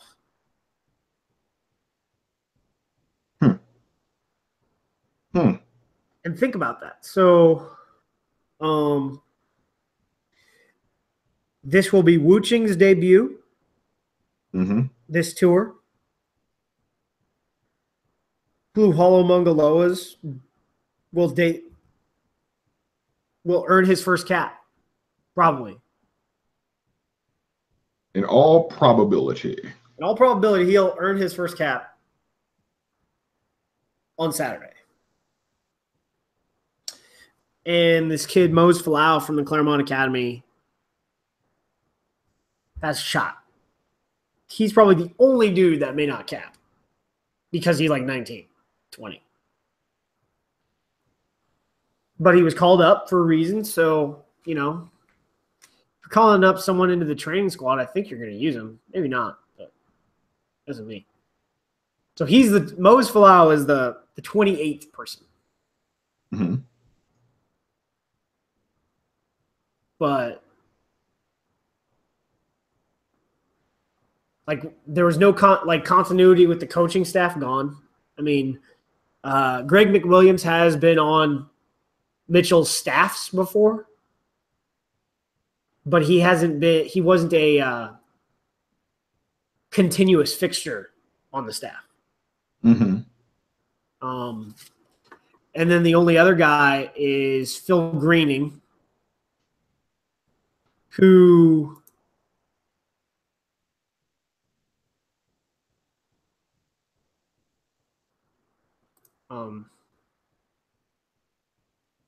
Phil Greening. Oh, so yeah. Phil Greening at one point, was the women's strength coach. Kind of weird, right?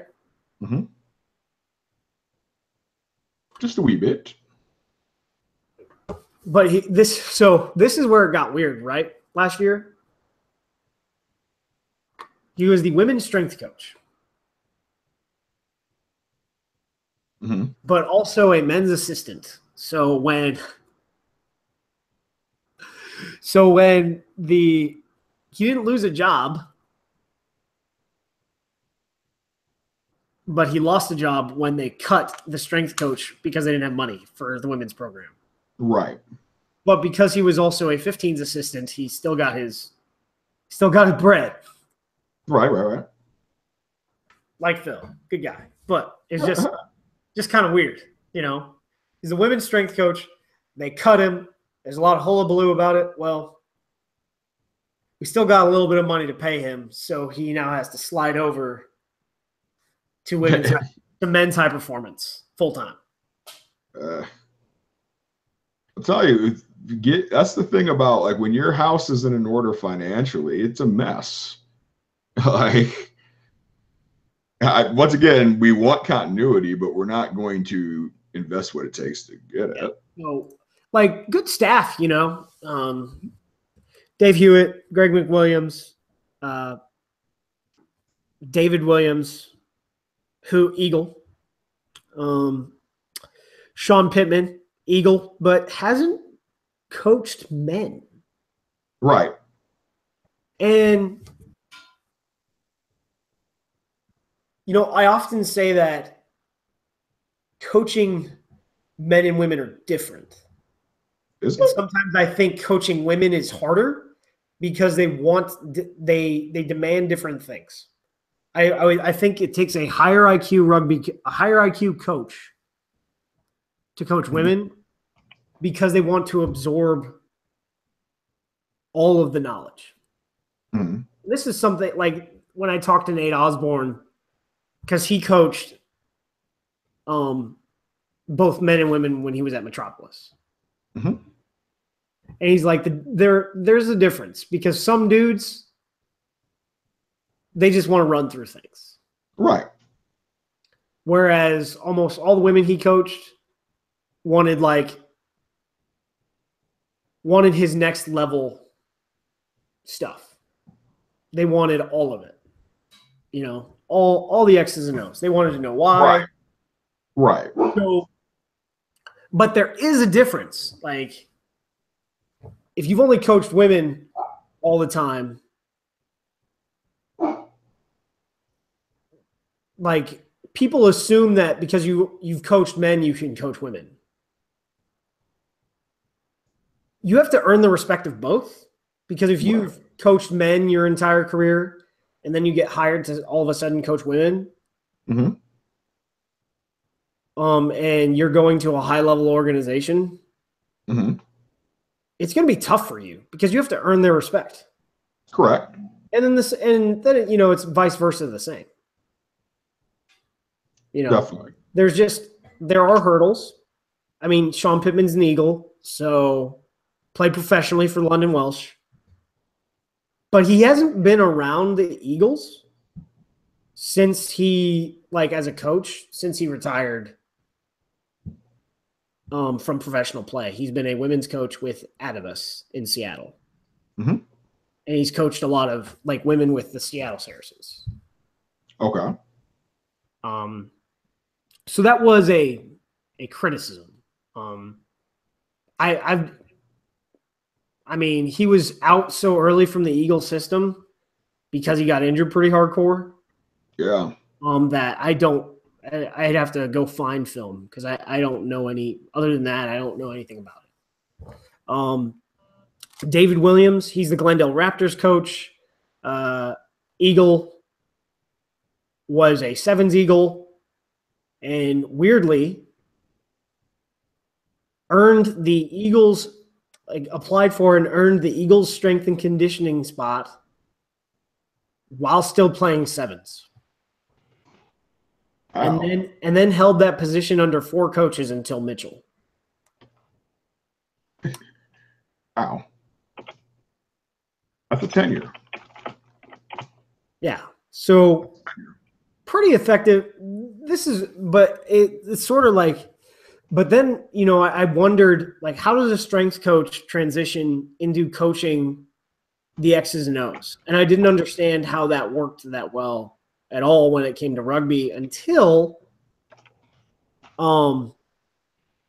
because in football, throughout most of athletics, strength and conditioning is a specialist position. Mm-hmm. What I learned while at Silicon Valley Sevens is that as a strength coach, especially with sevens, you're not just doing strength and conditioning. Right. You're doing everything. Mm-hmm. So you are the assistant coach. You're doing all sorts of different stuff. And that's normal in rugby. Unless you're at the RFU or New Zealand, your strength and conditioning coach, yeah, that's what he's getting paid for, but he's got 2 other hats mm-hmm. that he has to be proficient at, especially in sevens.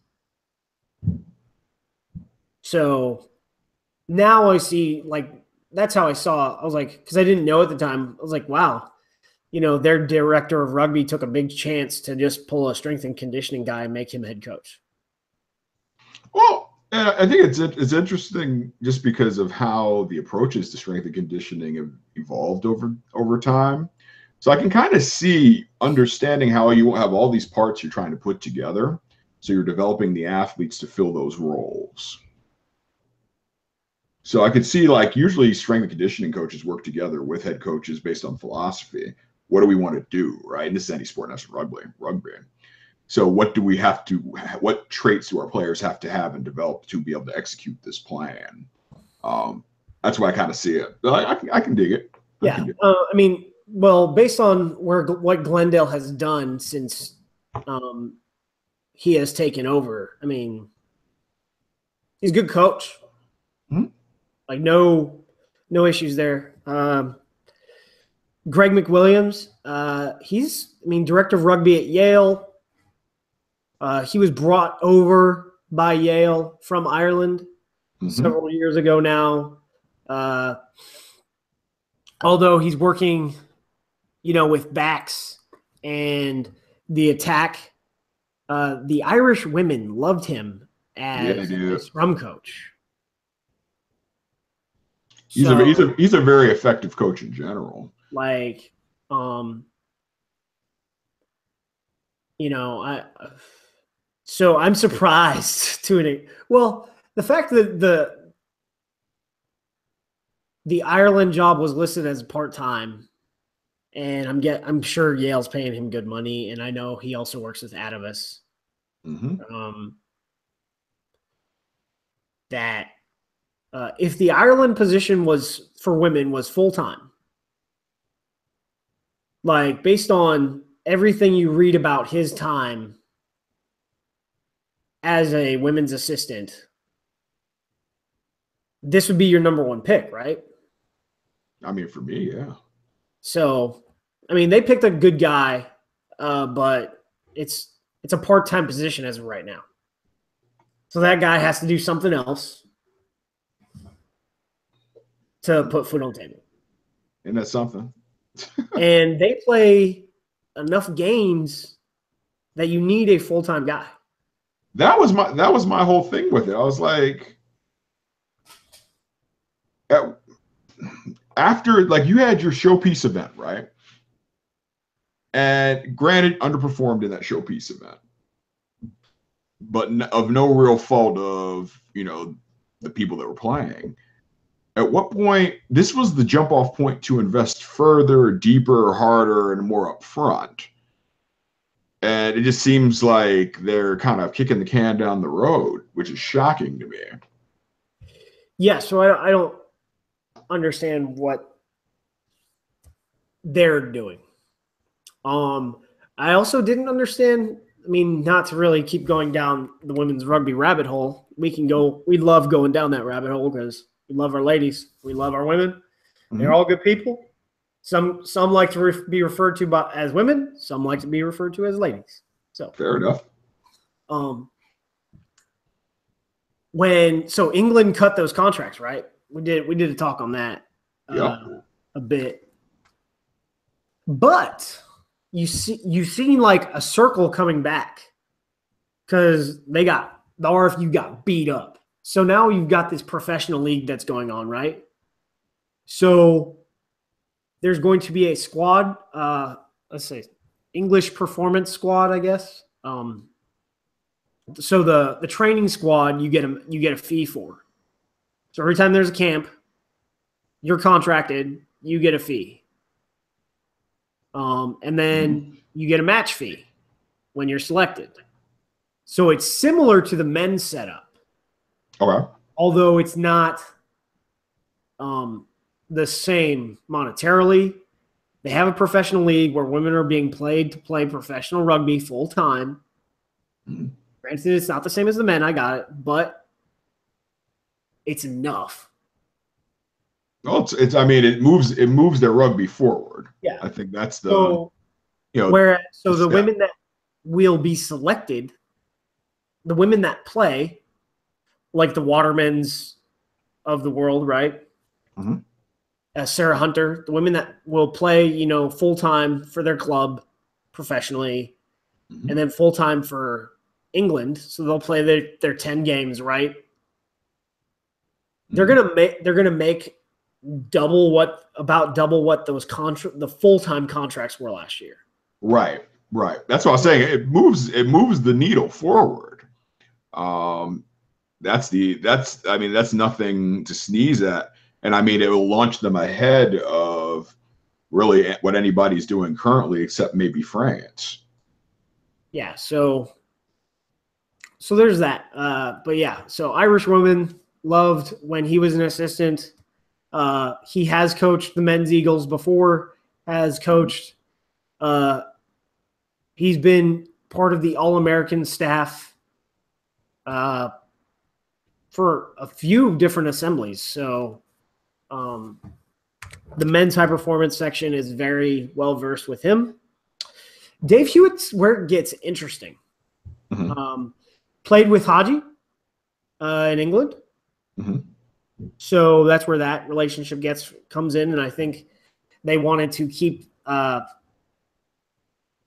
wide open Southern Hemisphere style rugby that Mitchell had installed to an extent, because, we started using our athletes, started playing ball. Right. Boys up front carried, boys in the back carried, started to score. Mm-hmm. So, and we saw that really, it took a while the first year. Lumps were pretty rough, but last ARC and the second Canada match, and then the surge in the second half against Georgia. But so that's what I think they're trying to do.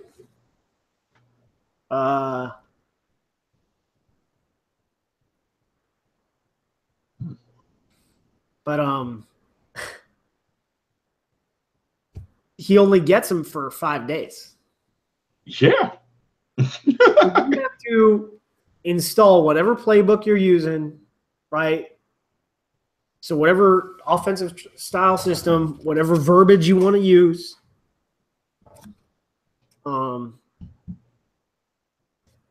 in 4 days, because Friday's the captain's run. Right. And you have to adjust half this squad's circadian rhythm. Yeah. Time zones. What time is kickoff, by the way? 11. Okay. Your time, 9 my time. Okay. So this is it's no small task. But if we're going to talk about high performance and playing at elite levels, these are all things that are taken into account. Have to be. Yeah. So for me, because we have so many amateur players or players coming out of an amateur system that will be in a pro system in January, we're the kind of squad that needs a camp for 3 weeks. Yeah. And we've never done that. Multiple camps for 3 weeks. Not even multiple. Right. So we need multiple assemblies. And then before our tour, 3 weeks, right?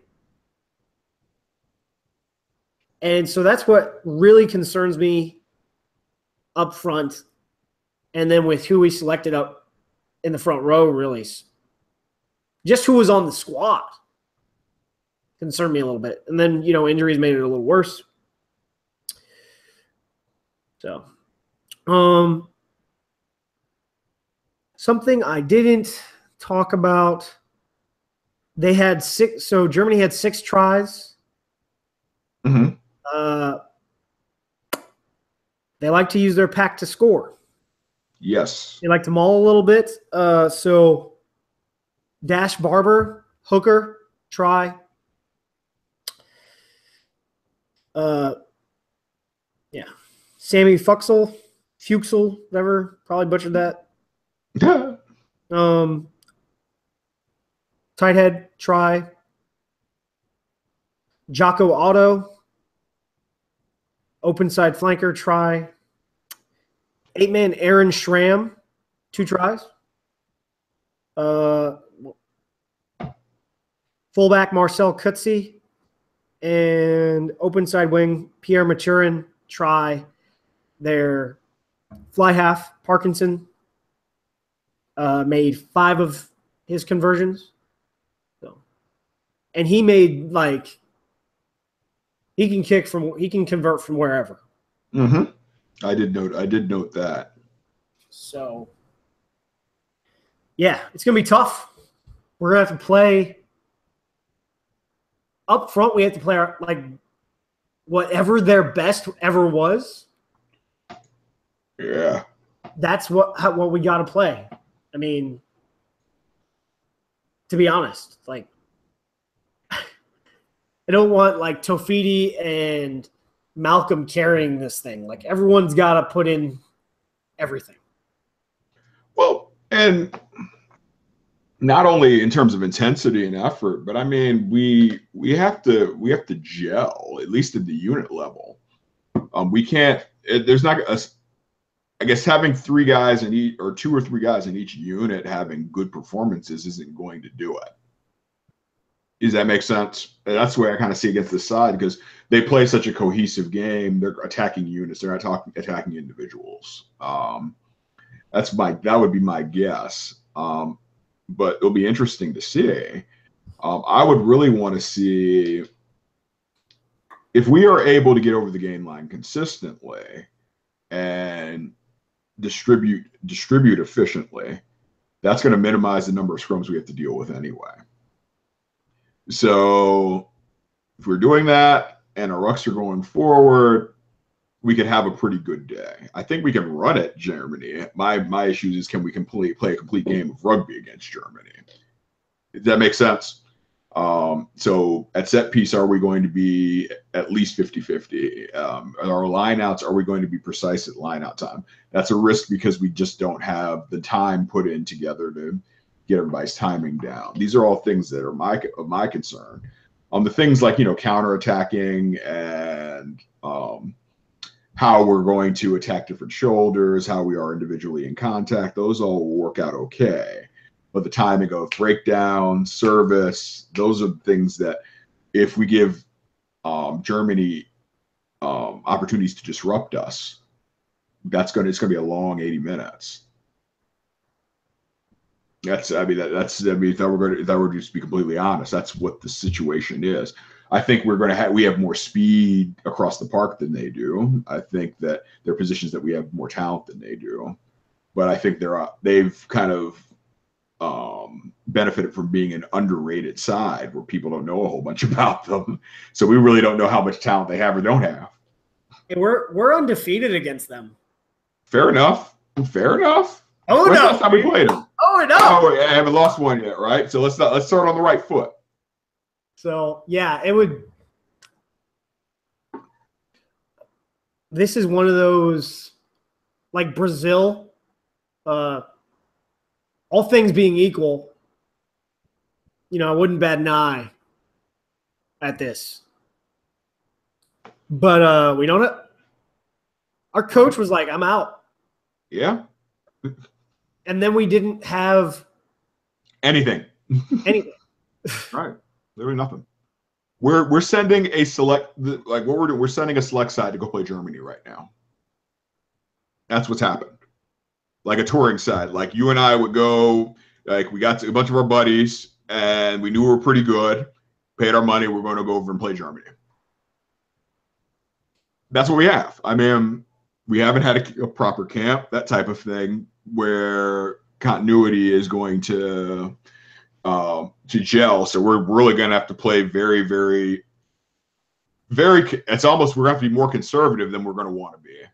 You see what I mean? These are all things that are going to kind of contribute to giving Germany an advantage that they normally shouldn't have against a team that we've played together for some time, has the caliber of athletes that we have. That's what I'm looking for. I really want to see how we address those really tight situations where, okay, that could have been another pass. That could have been, another, how many opportunities do we leave on the table that aren't necessarily fundamental opportunities, but they're like that rugby 2.0 and 3.0 opportunity. So I'll be watching pretty closely. That being said, I mean, it's all on the table to do, and the goal is to get better. So right now it's a camp situation. So we talked about our coaching staff. So up front, right, let's look at, I forget.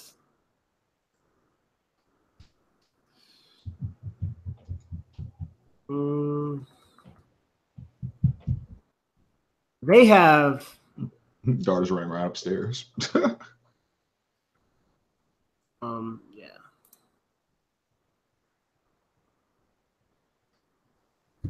So Cobus Potgieter, South African, right? Pretty sure.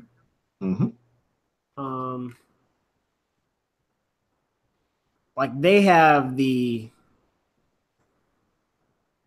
Yep, got that right. Boom. Good to go. Although historically they've had mostly German coaches since West Germany founded their rugby program in the late 50s. Oh yeah, I mean it was largely, I mean that was still the domestic era and the amateur era. So I wouldn't have expected anything different. But their big rise has been under Cobus Potgieter. Right. He brought access to players. He brought a system that works. And from there, they set the expectation that they aren't going to be a tier 2 rugby nation forever. To put it simply, they're going to go play. They're playing all the rugby they can play. They're securing the players that they can. And I mean, they're putting up admirable matches against some of the lower tier 1, high tier 2 teams. Oh, this is a funny one. So I didn't know this. Maybe you didn't know this either. So 1900 Olympics. Okay. They had rugby union. Yeah.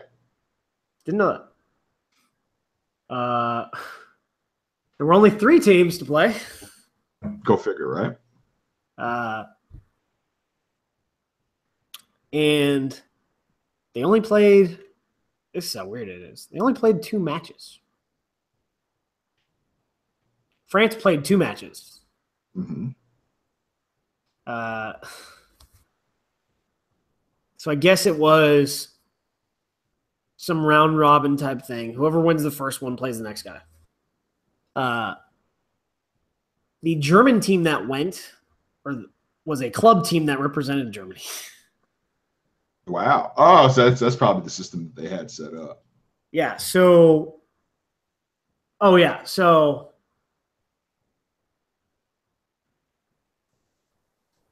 the British team was also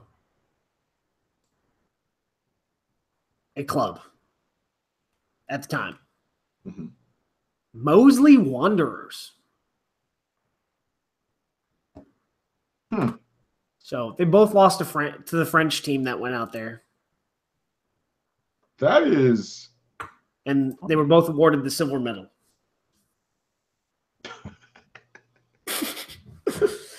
People talk trash, but I say, we have our history for the men's Eagles, people qualified for the Olympics where we won, and we beaten rugby blue bloods years ago. We beat Very France true. at the highest level of competition there was at the time. England didn't show up. Not my problem. They received their invitation in the mail. They said no thanks. New Zealand received their invitation in the mail. They said no thanks. So we beat France 1924. That was the last time we've beaten a tier 1. So that's your Olympic trivia for the day, guys. Sorry I did that. Yeah. So I did not know they had rugby in the 1900 Olympics. So that's a fun fact when you're trying to figure out what's going on. But yeah, so I think right now up front, they have the coaching advantage. Their coach has been in place since 2013. Their systems have been in place for multiple years. Yeah. You know, functionally, like that's the big key there. Like their situation has been set up, and it's functional, and it's been functional for that period of time. Not a whole bunch of time of jostling and lack of continuity, no uncertainty in terms of who's supposed to be what and where doing what. That's stuff you build on. Let me see. So the one thing I haven't looked up, because I usually do, we both do a lot of prep for this. I wonder if there's a line. Because one of the problems with, international rugby, especially U.S. rugby, is we don't play enough games. You know what? So handicapping is off. Yeah. So handicapping by the end of the Women's Rugby World Cup, it was on point. It was on point. Yeah, it was. It was pretty good. So Paddy Power does not have this game.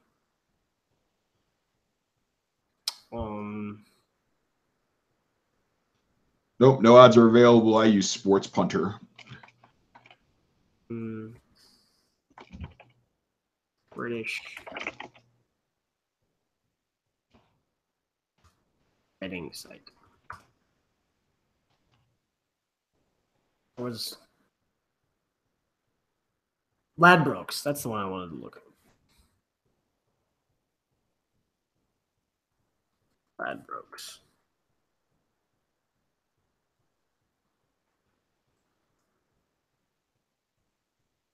Okay, let's see what they got here. Sports.coral.uk. All right, Ladbrokes. We are in there. Nope, nothing here. We can go sports A to Z. Oh, heck. They got Georgia Wales, but they don't have Georgia Wales. Let's go to Friday and Saturdays. Let's see, France. Nope. So no line. Yeah, I cannot find one to save my life. I'm going to give it to, expect the worst, right? Yeah. I'm going to say +7 or -7 Germany. Now, my expectation is that they're favored. They're at home. Mm-hmm. My expectation is we win -5. Okay, because I was thinking, I was going USA +5. That was my I guess if I were to if I could get the line, I would bet USA +5.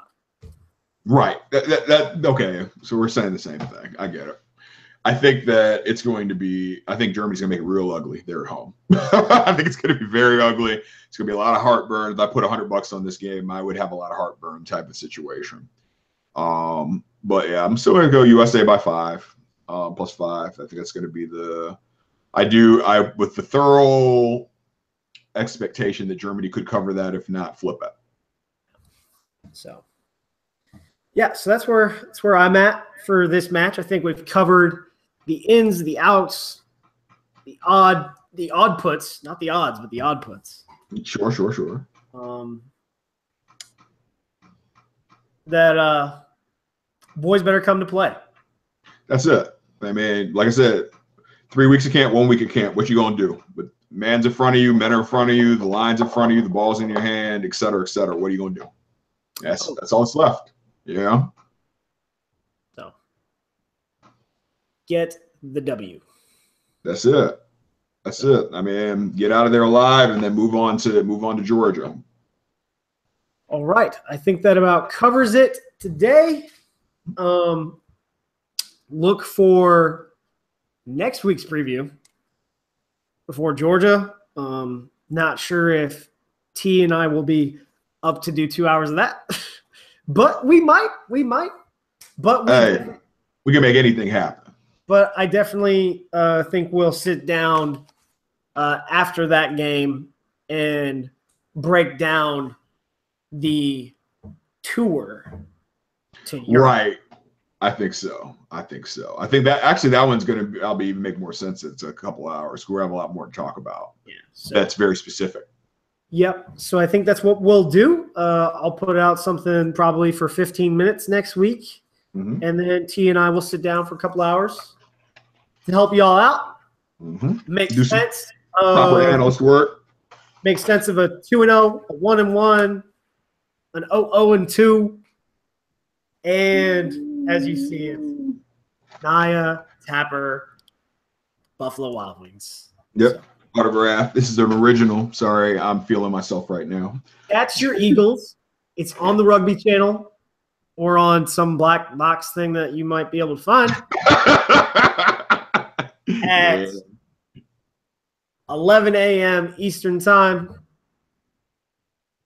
8 a.m. Pacific Time. So I'll be on there talking shit. Like I always am.